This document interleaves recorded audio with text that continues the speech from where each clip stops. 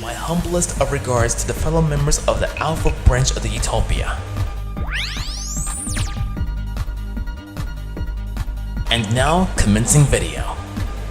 Hello there everyone, my name is the one and only Silverreploid CLE. How are you guys doing on YouTube? That's right, the Silverreploid/Ink building coming at you live looking fresh in the flesh on the net, stream or non-stream, and welcome back everyone to another reaction video. First things first, hope you guys are having a very blessed and safe Monday thus far, and let's just jump into our first upload, which is another SCP explanatory animation reaction. And today we're looking at SCP-1730, What Happened to Site-13. This is another SCP animation that's right here, and of course, hope you guys enjoyed Big Run recently, the rerun of Big Run as a matter of fact, and hope you guys got your accolades in the aftermath of the event. And yeah, it was pretty hectic, not gonna lie, compared to last year's rerun. Well, not rerun, but the very first Big Run that, yeah, you know. Either way, aside from the Big Run discussion, we're here to look at another SCP. I also got some other requests that you guys have been sending to me via Discord, via the comment section, etc. Any other location you can submit your requests to me in regards to reactions.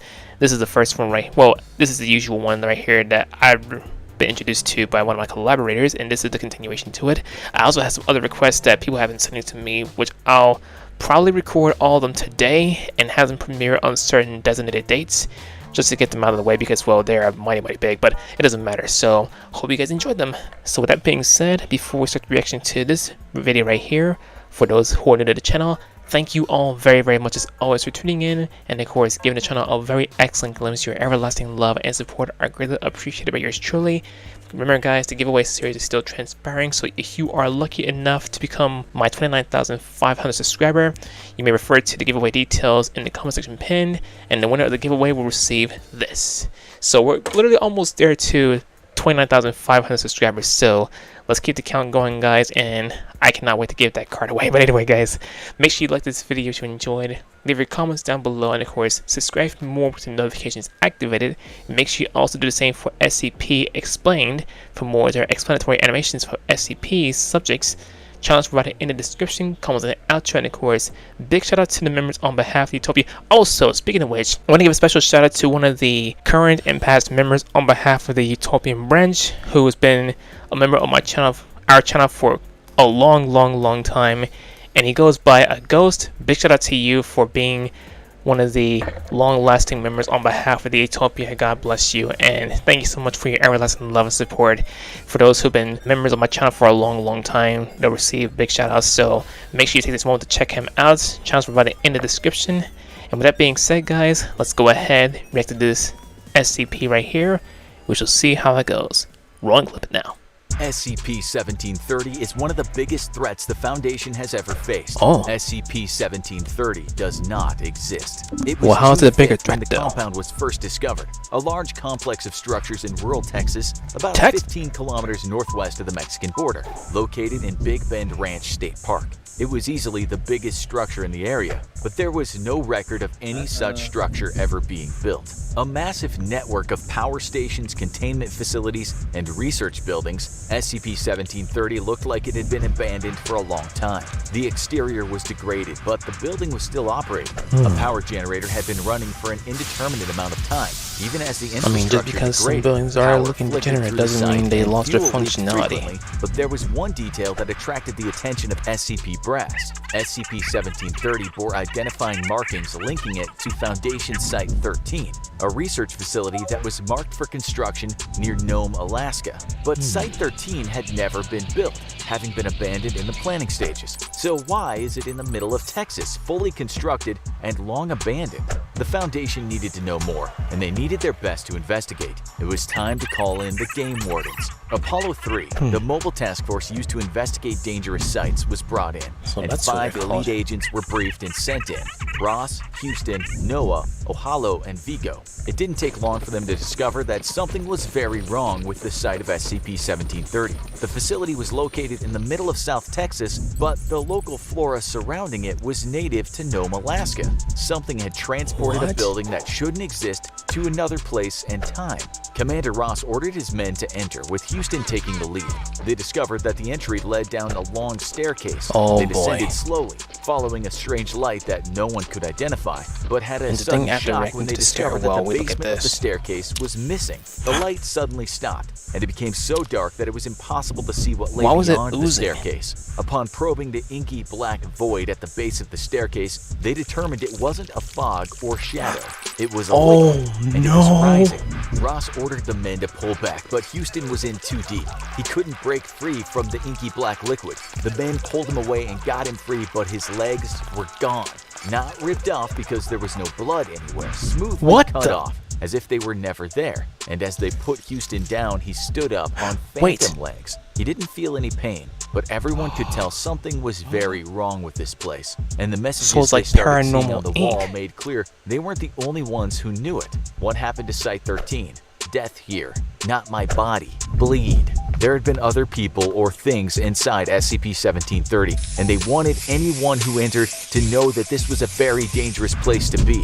As they advanced down the hall back toward the entrance, they saw what looked like a person in the distance, but as they approached, it became clear it wasn't another explorer. It was an old, horribly disfigured corpse, seemingly attached to the wall, not by chains, but fused to the wall in unnatural ways. At first, the team seemed unconcerned, recognizing the corpse as someone named Zachary. Fortunately, Command back at the base realized this as the effects of some sort of cognito hazard, a mental infection in the base. They uploaded a filter to their helmets, and the team recoiled in horror at the sight in front of them. But the horrors were just beginning. They turned around to see a shimmering humanoid entity in the hallway behind them. As it approached, its footsteps distorted the hallway around. It pulled AP3 Noah toward it without touching him, and as the soldier was pulled into its clutches, his body started to distort.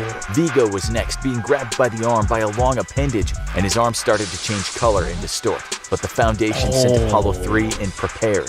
Houston produced a portable reality anchor designed to handle reality-warping entities, and with a flash of red light, the creature was revealed. It was a horribly elongated humanoid that only existed for a second before the reality anchor erased it and restored the hallway to its normal state.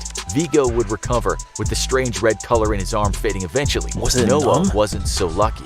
He was already dead, had been fused into the wall just like the unfortunate corpse. These horrors had been encountered just by trying to return to the entrance, so it was clear the only smart thing to do was to descend further into the facilities and get some answers. As they advanced, not encountering any other supernatural entities, they saw more evidence of the dark things that had occurred in Site-13. The infirmary had been torn apart, a cafeteria had been melted into slag, and a large group of containment cells ended with a section called Olympia Class. But while most of the other cells were standard-sized, these were over 100 meters high. What had the Foundation, or whoever ran this place, been keeping in these cells? They would get more answers as they made their way down the hall, where they saw a single television still working and illuminating the hallway.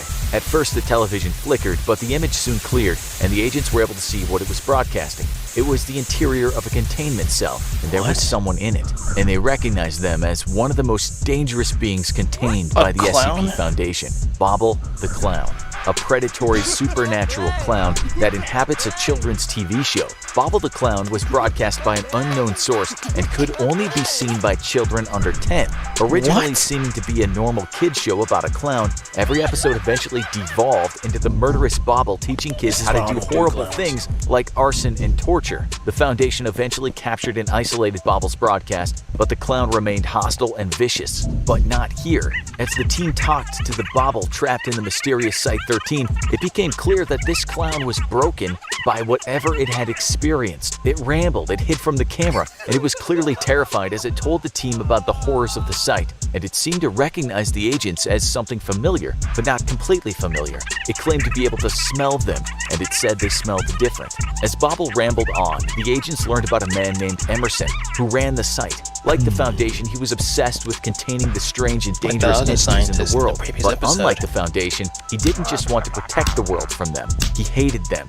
The entities in Site-13 didn't even have numbers. Emerson wanted to use them up however he wanted and to dispose of them. And something Bobble called the meat grinder. Entities that outlived their usefulness were taken down below and none were ever heard from again. It was directly counter to every SCP Foundation policy, but this site had clearly been performing these horrible experiments for years. How? And why hadn't anyone heard of it? The team continued to make their way into the facility, but their signals were lost as they entered the cryogenics unit. By the time contact had been restored, they were no longer alone. There were survivors, both agents of the Foundation and survivors of the facility, and they were angry. With no way out and massively outnumbered, they called for backup. Mobile Task Force T5, also known as Samsara, was reserved for the heavy-duty missions. They're an elite group of practically immortal cyborgs fashioned from the flesh of a god and equipped with further cybernetic enhancements to eliminate Keter-level threats and to protect themselves from cognito hazards. They were sent in through a drainage gate to look for survivors and neutralize whatever lay within.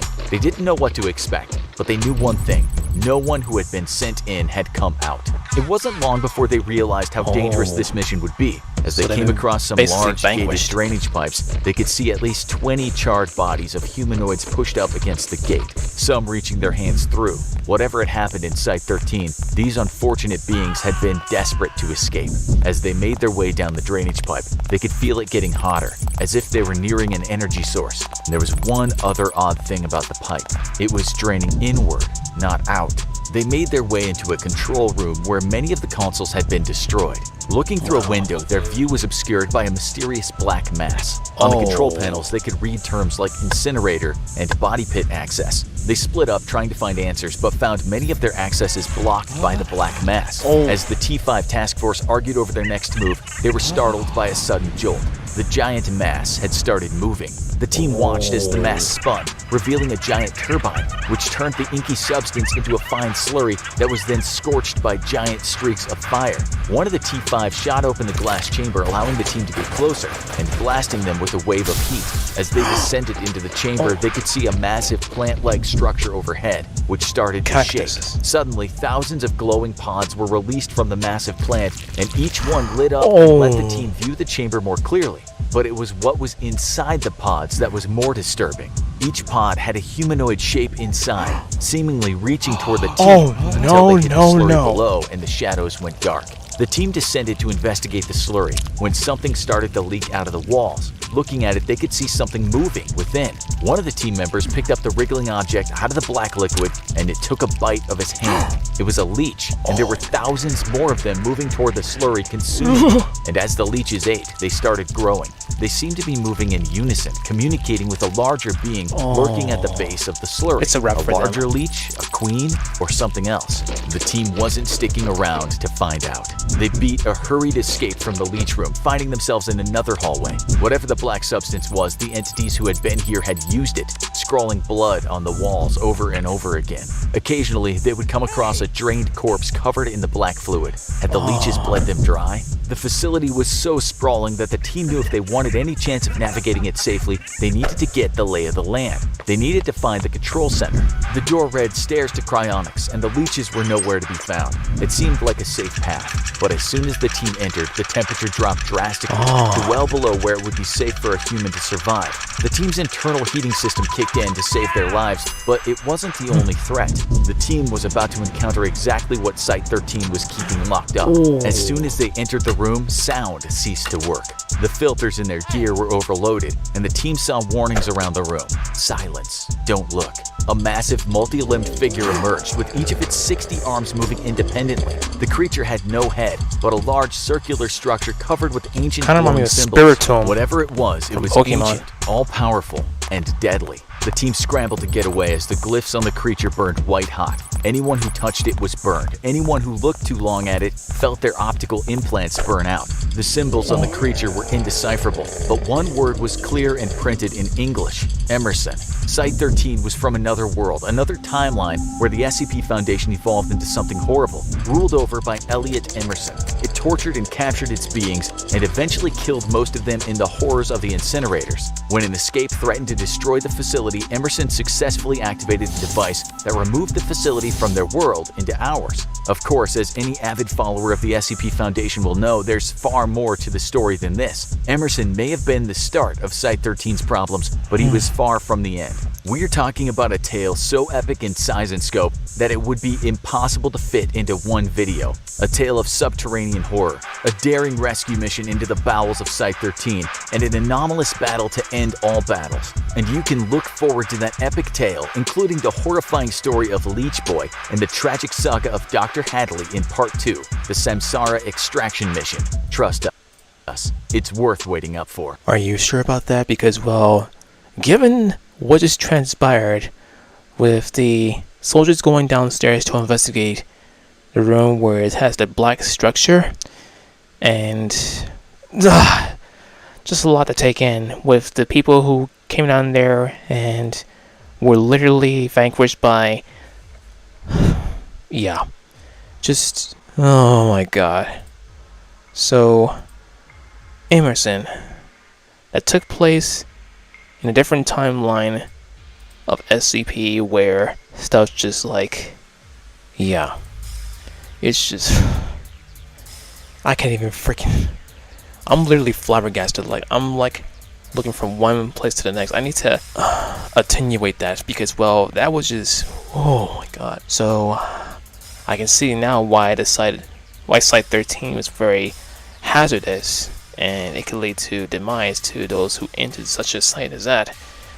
And SCP-1730 Emerson was just but they did say that he wasn't the root cause at the end of what happened, but might have been the start of it as to why all of that came to be with the plants that have been there for some time, the power plants and everything, and how it took place in a different part of the universe. And yeah, so there it is, the root cause as to what happened to Site-13 SCP-1730.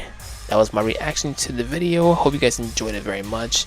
If you did, as always guys, like the video, leave your comments down below, and subscribe for more with notifications activated. Make sure you subscribe to SCP Explained for more of their explanatory animations. Channels provided in the description, comments in the outro, and guys, my social media, Twitch, and my song list provided in the description of the video. If you also wish to commission a song made by me that you can use for your content, etc., please not hesitate to reach out to me via social media. We'll go from there for I do song commissions. This is me, Silverreploid CLE, signing off for now. I love you guys. Stay fresh in the flesh and off the hook. And on behalf of Utopia, I will catch every single one of you in the next video. If you love music, and if you would like to partake in support of my channel by purchasing music, please refer to my song list down below. Hey guys, Silverreploid CLE here. I want to thank all of you for watching this video. Please smash on the like button, subscribe for more content if you're new, and please turn on the push notifications. And also, please make sure you check out my other videos or any video on display and show tons of love and support for not only me, but to those who are also involved. Have a great one, and I will see you guys in the next video. Bye!